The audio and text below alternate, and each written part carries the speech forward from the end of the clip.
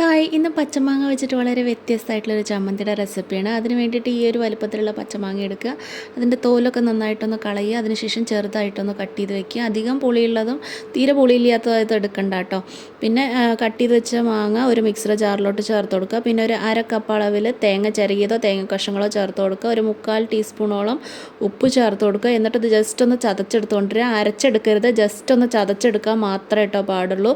ഒരുപാട് അരഞ്ഞു പോകാതിരിക്കാനായിട്ട് പ്രത്യേകം ശ്രദ്ധിക്കണം. പിന്നെ അതിലേക്ക് വേണ്ടത് ഒരു ചെറിയ കഷ്ണം ഇഞ്ചിയും പിന്നെ ഒരു 5-6 വെളുത്തുള്ളിയും വളരെ ചെറിയ കഷ്ണങ്ങളായിട്ട് അരിഞ്ഞ് വെക്കുക. പിന്നെ ഒരു പാനിലോട്ട് കുറച്ച് വെളിച്ചെണ്ണ ഒഴിച്ച് കൊടുക്കുക. അതിലോട്ട് കടുക്, എണ്ണ ഒന്ന് ചൂടാവണ മുമ്പ് തന്നെ കടുക് ഇട്ട് കൊടുക്കുക. അതിനുശേഷം ഒരു ഇത്തിരി മഞ്ഞൾപ്പൊടി കൂടി ഇട്ട് കൊടുക്കുക. കടുക് പൊട്ടിത്തെറിച്ച് ചുറ്റും പോവാതിരിക്കാനാണ് മഞ്ഞൾപ്പൊടി ചേർത്ത് കൊടുക്കുന്നത്. പിന്നെ കുറച്ച് അരിഞ്ഞ് വെച്ചിട്ടുണ്ടായിരുന്ന വെളുത്തുള്ളി ഇഞ്ചിയും കൂടി ചേർത്ത് കൊടുത്തിട്ട് നന്നായിട്ട് മിക്സ് ചെയ്യുക. കുറച്ച് കറിവേപ്പില ഇട്ട് കൊടുത്തിട്ട് ഒന്ന് കളർ ചേഞ്ച് ആവുന്നവരെ നന്നായിട്ടൊന്ന് വഴറ്റിയെടുക്കുക. കളർ ചേഞ്ച് ആകുമ്പോൾ നമുക്ക് ചതച്ച് വെച്ചിട്ടുണ്ടായിരുന്ന മാങ്ങ അതിലേക്ക് ചേർത്ത് കൊടുത്തിട്ട് അതിൻ്റെ വെള്ളമൊക്കെ നല്ലപോലെ വലിഞ്ഞ് നല്ലപോലെ ഡ്രൈ ആവുന്നവരെ നന്നായിട്ടൊന്ന് റോസ്റ്റ് ചെയ്തെടുക്കണം. വെള്ളമൊക്കെ നന്നായിട്ടൊന്ന് വലിഞ്ഞ ശേഷം നമുക്കതിലേക്ക് 1 ടീസ്പൂൺ മുളക് പൊടി ഇട്ട് കൊടുക്കുക. എരിവുള്ള മുളക് പൊടിയാണ് കേട്ടോ ചേർത്ത് കൊടുക്കുന്നത്. പിന്നെ ഒരു 1/4 ടീസ്പൂണോളം കായത്തിൻ്റെ പൊടിയും കൂടി ചേർത്ത് കൊടുക്കുക.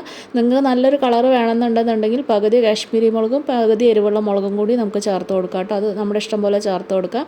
എന്നിട്ട് അത് നന്നായിട്ട് മിക്സ് ചെയ്യുക. ഉപ്പ് കുറവുണ്ടോ നോക്കിയിട്ട് ഉപ്പും കൂടി ചേർത്ത് കൊടുക്കുക.